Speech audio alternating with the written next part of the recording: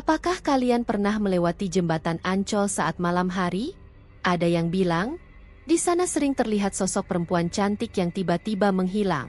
Kisah ini bukan sekadar legenda, melainkan sebuah cerita nyata yang penuh luka dan air mata. Jangan lupa like, subscribe, dan tinggalkan komentar kalian. Apakah kalian pernah mengalami kejadian mistis di jembatan Ancol? Atau dari mana kalian menonton kisah ini? Tulis di kolom komentar. Malam itu, angin berembus pelan di sekitar jembatan Ancol, membawa serta aroma laut yang khas dan hembusan dingin yang menusuk tulang. Budi, seorang pengemudi ojek online, baru saja menyelesaikan pesanan terakhirnya ketika notifikasi dari aplikasinya berbunyi.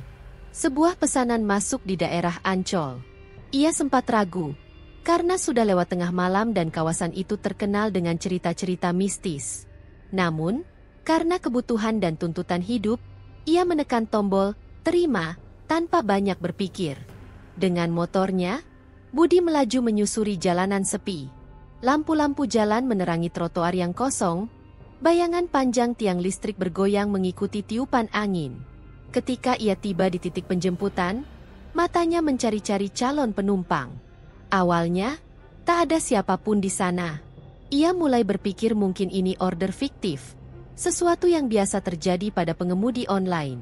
Namun, saat ia bersiap untuk membatalkan pesanan, matanya menangkap sosok seseorang berdiri di bawah lampu jalan. Seorang wanita muda dengan rambut panjang tergerai dan mengenakan kebaya putih berdiri diam di tepi jalan. Wajahnya samar dalam temaram, tetapi kecantikannya jelas terlihat. Kulitnya pucat, matanya sayu, dan bibirnya seolah menyimpan sebuah cerita yang tak terucapkan. Budi merasa ada yang aneh, namun ia berusaha berpikir positif. Mungkin wanita ini baru saja pulang dari acara atau pesta keluarga, pikirnya. Budi menepikan motornya dan bertanya, "Mbak yang pesan ojek?" Wanita itu tidak menjawab. Ia hanya menatap Budi dengan tatapan kosong, lalu perlahan berjalan mendekat. Suara langkahnya terdengar jelas di antara sunyi malam. Budi merasa jantungnya berdegup lebih kencang, tapi ia tetap mencoba bersikap profesional. "Mau kemana, Mbak?" tanyanya lagi. Tanpa sepatah kata pun, wanita itu menaiki motor dan duduk di belakangnya. Yang membuat bulu kuduknya berdiri adalah gerakannya yang begitu halus dan tanpa suara, seolah-olah kakinya tidak menyentuh tanah. Perasaan tidak nyaman mulai merayapi tubuh Budi. Namun, ia meyakinkan dirinya bahwa ini hanya perasaannya saja. Dengan ragu, ia menghidupkan mesin motor dan mulai melaju. Saat motor mulai bergerak, udara di sekitarnya terasa semakin dingin. Budi menoleh ke spion untuk memastikan kondisi penumpangnya. Namun, ketika ia melihat bayangan wanita itu dalam pantulan kaca, sesuatu membuatnya tercekat. Wajahnya yang tadi cantik kini tampak semakin pucat. Matanya kosong, dan bibirnya perlahan menyunggingkan senyum yang terasa janggal. Dalam sekejap, senyuman itu berubah menjadi seringai mengerikan. Budi merasakan seluruh tubuhnya kaku. Jantungnya berdebar kencang. Ia ingin menghentikan motor dan menoleh langsung, tapi ketakutannya menahannya. Tangannya mulai gemetar di atas tang motor. Keringat dingin mengalir di pelipisnya meskipun udara malam semakin menusuk. Tanpa sadar, ia mempercepat laju kendaraannya, berharap bisa segera sampai ke tujuan. Namun, suara lirih terdengar di telinganya. "Mas, tolong aku." Suara itu begitu pelan, hampir seperti bisikan, tapi jelas terdengar di telinganya. Seakan berasal dari belakangnya, tepat di dekat telinganya. Kali ini, Budi tidak bisa menahan diri. Ia menoleh dengan cepat, dan saat itu, wanita di belakangnya sudah menghilang. Yang tersisa hanyalah bau melati yang menyengat, menusuk hidung dan membuat dadanya terasa sesak. Detik itu juga, Budi merasa seluruh tenaganya hilang. Ia menepi dengan napas tersengal, tubuhnya gemetar hebat. Dengan tangan yang masih bergetar, ia memeriksa layar ponselnya. Yang membuatnya semakin panik, pesanan ojek itu sudah tidak ada. Seolah-olah tak pernah ada yang memesan. Malam itu, Budi bersumpah tidak akan pernah lagi mengambil pesanan di sekitar jembatan Ancol. Puluhan tahun sebelum peristiwa yang dialami Budi, Ada sebuah kisah tragis yang terjadi di Tanah Ancol. Kisah ini bukan sekadar dongeng, melainkan kepingan sejarah yang diselimuti misteri dan kesedihan. Pada abad ke-18, hiduplah seorang gadis cantik bernama Siti Ariyah. Ia bukanlah bangsawan, bukan pula keturunan orang kaya. Ia hanyalah seorang gadis desa sederhana yang memiliki kecantikan luar biasa, kecantikan yang akhirnya menjadi kutukan dalam hidupnya. Siti Ariyah hidup bersama keluarganya di sebuah perkampungan kecil di Batavia, yang kini dikenal sebagai Jakarta. Ayahnya seorang buruh kasar, ibunya seorang penjual makanan di pasar. Hidup mereka memang tak bergelimang harta, tapi mereka bahagia. Siti tumbuh menjadi gadis yang ramah dan penuh keceriaan. Setiap pagi, ia membantu ibunya berjualan di pasar, dan setiap sore ia pergi ke sungai untuk mencuci pakaian. Wajahnya yang lembut dengan mata yang berbinar membuat banyak lelaki terpikat. Tetapi hatinya sudah dimiliki oleh seorang pemuda sebayanya, seorang pekerja kapal bernama Hasan. Namun, kebahagiaan itu tidak bertahan lama. Kecantikan Siti Ariyah menarik perhatian seorang juragan kaya raya yang memiliki banyak tanah dan budak di Batavia. Pria itu sudah berusia lanjut, tapi kekuasaannya membuatnya merasa bisa memiliki siapa saja yang ia inginkan. Saat pertama kali melihat Siti Ariyah di pasar, ia langsung jatuh hati. Ia mendekati orang tua Siti dengan tawaran yang menggiurkan, sejumlah besar uang sebagai mahar untuk menjadikan Siti sebagai istri mudanya. Ayah dan ibu Siti tentu menolak. Mereka tahu, menikahkan anak gadis mereka dengan pria yang tidak dicintainya hanya akan membawa penderitaan. Namun, sang juragan tidak terima dengan penolakan itu. Baginya, tidak ada seorang pun yang bisa menolak kehendaknya. Ia marah, merasa harga dirinya terinjak. Dengan penuh amarah, ia bertekad mendapatkan Siti dengan cara apapun, meski harus menggunakan kekerasan. Siti sendiri merasa ketakutan. Ia tahu bahwa pria itu bukan orang biasa.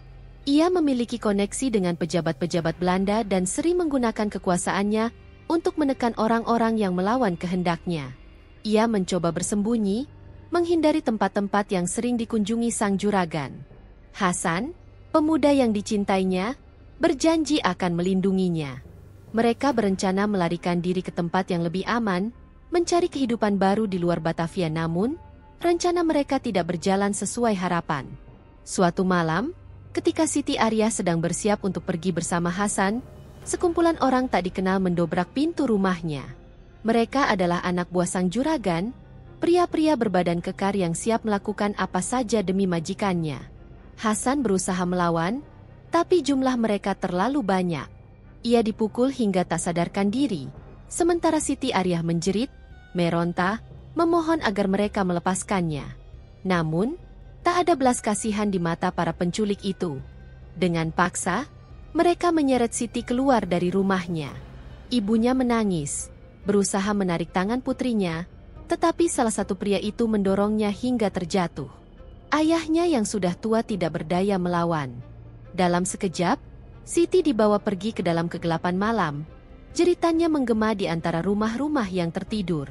Tidak ada yang berani menolong. Semua orang tahu, melawan sang juragan sama saja dengan mencari mati. Di dalam kereta kuda yang melaju kencang, Siti Ariyah terus menangis. Ia memohon agar mereka melepaskannya, tetapi tidak ada jawaban. Wajahnya penuh ketakutan, tubuhnya gemetar. Ia tidak tahu akan dibawa kemana, tetapi hatinya mengatakan bahwa sesuatu yang buruk akan terjadi. Dan firasatnya benar. Kereta itu berhenti di sebuah tempat terpencil, dekat dengan hutan bakau dan danau yang luas. Siti ditarik keluar dengan kasar, tubuhnya terhuyung hampir jatuh ke tanah. Di hadapannya, berdiri pria yang selama ini ia takuti, juragan kaya itu. "Sekarang kau milikku," katanya dengan suara dingin. "Tidak ada yang bisa menyelamatkanmu." Siti menggigit bibirnya, menahan tangis yang hampir pecah. Ia tahu tidak ada jalan keluar. Tidak ada yang akan menolongnya. Malam itu, nasibnya telah ditentukan, dan dunianya berubah selamanya. Itulah malam terakhir di mana Siti Ariyah terlihat sebagai seorang gadis yang hidup. Malam itu pula, arwahnya mulai terjebak di dunia manusia, mencari keadilan yang tak pernah ia dapatkan. Dalam pekatnya malam, Di tempat yang jauh dari perkampungan, Siti Ariyah berdiri di tepi danau dengan tangan terikat. Air matanya mengalir deras, membasahi wajahnya yang ketakutan. Ia tidak tahu apa yang akan terjadi padanya. Tapi dari sorot mata pria-pria kasar di sekelilingnya, ia bisa merasakan bahwa hidupnya tidak akan lagi sama. Angin dingin berembus dari permukaan danau, menggoyangkan ilalang di tepian air yang tenang. Namun, dalam ketenangan itu, ada bahaya yang mengintai. Sang juragan kaya berdiri beberapa langkah di depan Siti, memandangnya dengan tatapan penuh obsesi. "Kau seharusnya bersyukur," katanya dengan suara dingin. "Aku memilihmu untuk menjadi istriku. Seharusnya kau bangga." Siti menunduk, menggigit bibirnya yang gemetar. Ia ingin berteriak, ingin lari sejauh mungkin, tetapi tali di pergelangan tangannya mengikatnya terlalu erat. Ia tahu, tak ada yang bisa menyelamatkannya sekarang. Di kejauhan, suara jangkrik dan kodok berpadu dengan suara ombak kecil yang memecah keheningan. Seorang pria bertubuh kekar, salah satu anak buah sang juragan, mendekat dan menggenggam lengan Siti dengan kasar. "Kita harus segera berangkat," katanya. "Orang-orang di kampung mungkin sudah mulai mencari gadis ini." Juragan itu tersenyum sinis. "Tidak ada yang akan menemukannya." Siti meronta sekali lagi. "Tolong, biarkan aku pergi. Aku tak pernah menyakitimu. Aku hanya ingin hidupku sendiri." Suaranya bergetar, penuh ketakutan. Salah satu pria yang lebih muda, yang sejak awal tampak ragu, akhirnya maju selangkah. "Tuan, mungkin kita sebaiknya mengembalikannya saja. Jika ini terus berlanjut, kita bisa mendapat masalah." Juragan itu meliriknya tajam. "Kau mulai takut?" katanya dengan nada mengejek. Pria muda itu menelan ludah, jelas sekali ketakutan. "Bukan begitu, Tuan. Tapi, ia hanya seorang gadis. Ini tidak adil." Siti menatap pria itu dengan harapan. Mungkin masih ada kesempatan untuk selamat. Mungkin pria itu bisa membantunya. Namun, harapan itu hanya sekejap, karena salah satu pria lain, orang kepercayaan sang juragan, menghunus belati dari balik pakaiannya dan menatap pria muda itu dengan tajam. "Jika kau tidak setuju, kau bisa ikut mati," katanya pelan, tetapi penuh ancaman. Pria muda itu langsung mundur, ketakutan. Ia menunduk, tak berani menatap Siti lagi. Dan saat itu, Siti tahu, tak ada seorang pun yang akan membantunya. Juragan itu mendekat, mengangkat dagu Siti dengan satu jari. "Kau menolak menjadi milikku," bisiknya, "maka kau tidak akan menjadi milik siapapun." Tanpa aba-aba, pria di sebelahnya menghunus belatinya dan menikam perut Siti dengan keras. Siti terbelalak, mulutnya terbuka, tapi tak ada suara yang keluar. Hanya darah yang mulai mengalir, membasahi kebaya putihnya. Lututnya melemas, tetapi pria yang menusuknya tak membiarkannya jatuh. Dengan sekali dorong, mereka menyeret tubuhnya ke tepi danau dan melemparkannya ke dalam air. Air yang tenang tiba-tiba bergolak ketika tubuh Siti tenggelam. Tangannya yang masih terikat berusaha mencakar permukaan air, mencoba meraih kehidupan yang perlahan-lahan meninggalkannya.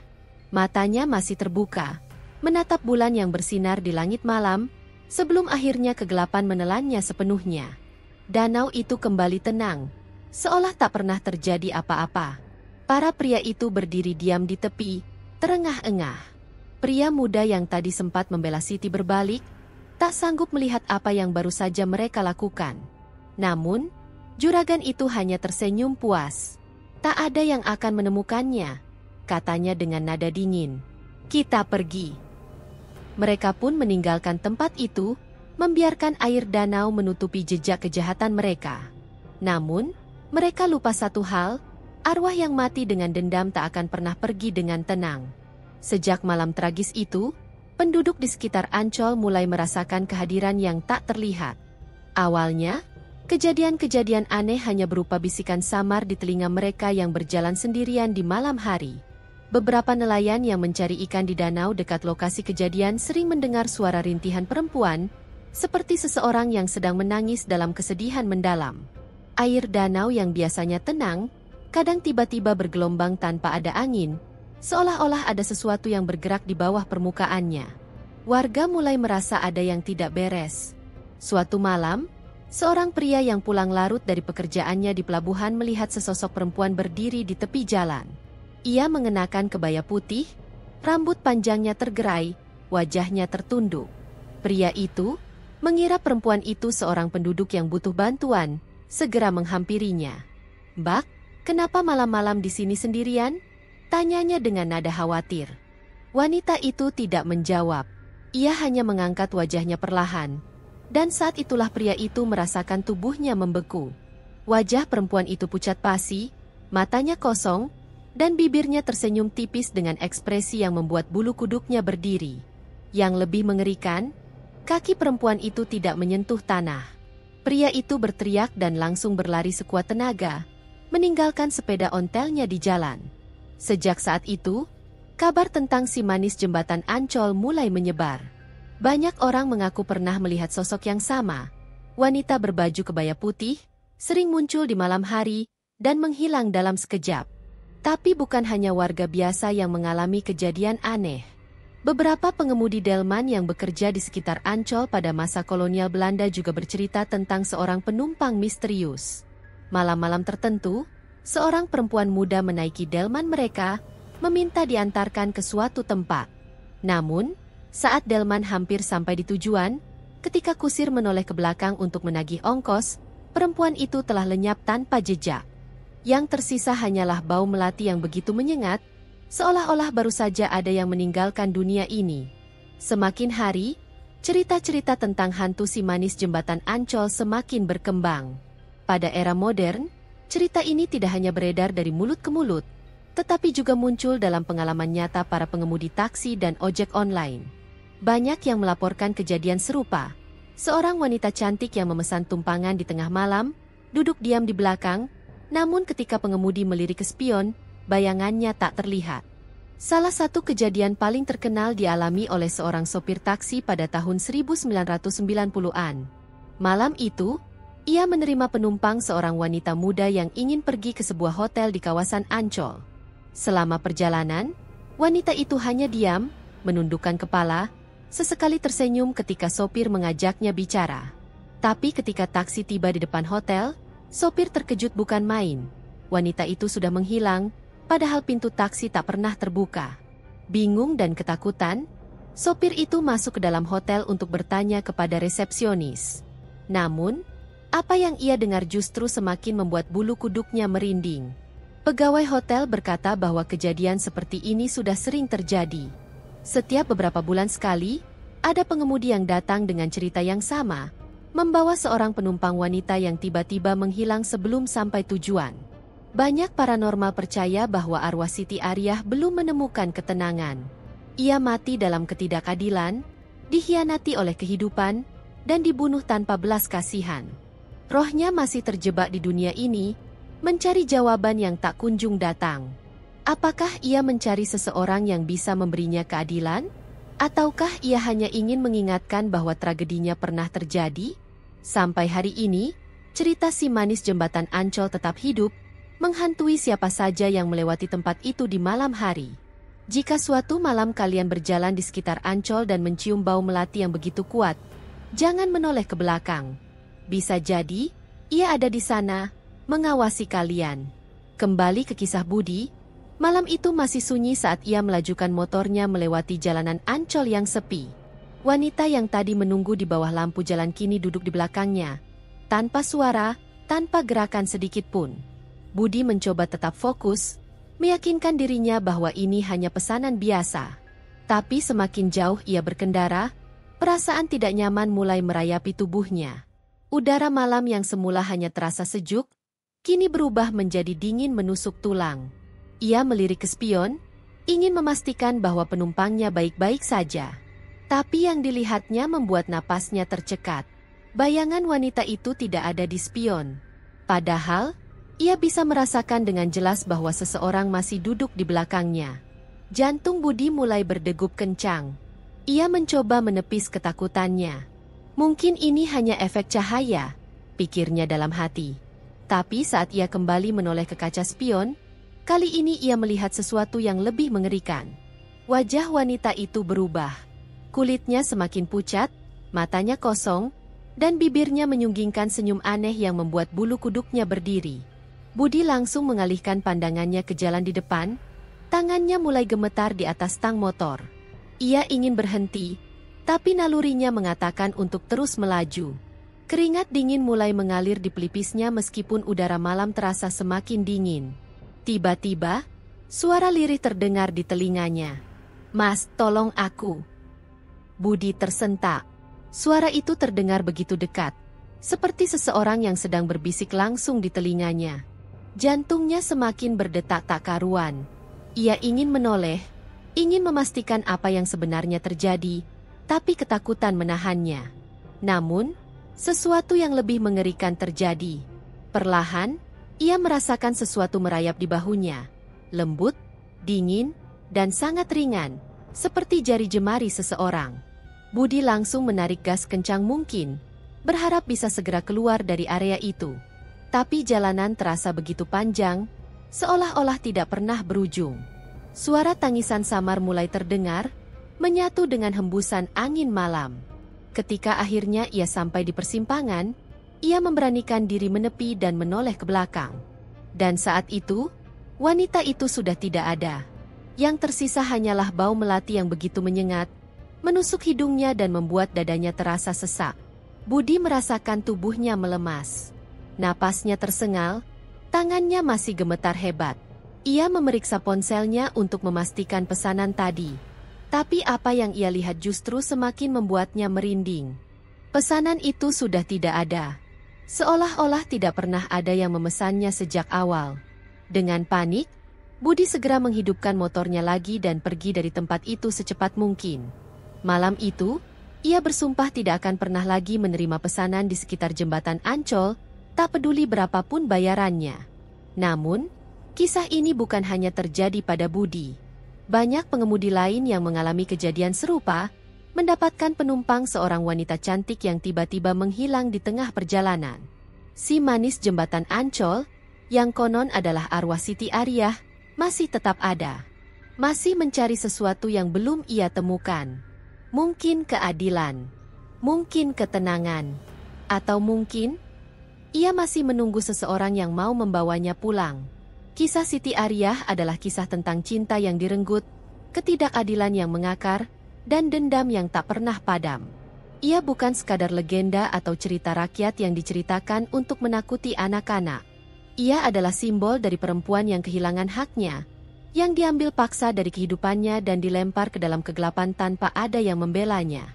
Sejak malam kematiannya, arwahnya tetap berada di dunia ini. Ia menjadi sosok yang tak terlihat, tapi keberadaannya dapat dirasakan. Setiap hembusan angin dingin yang menyelinap di malam hari, setiap bau melati yang muncul tiba-tiba di tempat sepi, setiap suara lirih yang terdengar di telinga seseorang yang berjalan sendirian, semuanya adalah jejak yang ia tinggalkan. Mereka yang pernah bertemu dengannya selalu menggambarkannya dengan cara yang sama. Seorang wanita cantik dengan kebaya putih, wajahnya sendu, matanya kosong, dan bibirnya menyunggingkan senyum yang tidak dapat dijelaskan apakah itu ramah atau penuh kesedihan. Ia muncul di tempat-tempat yang dahulu menjadi saksi bisu penderitaannya, di sekitar jembatan Ancol, di jalanan sepi yang mengarah ke danau, atau bahkan di kursi belakang kendaraan seseorang yang tak sadar sedang berbagi perjalanan dengan sosok dari dunia lain.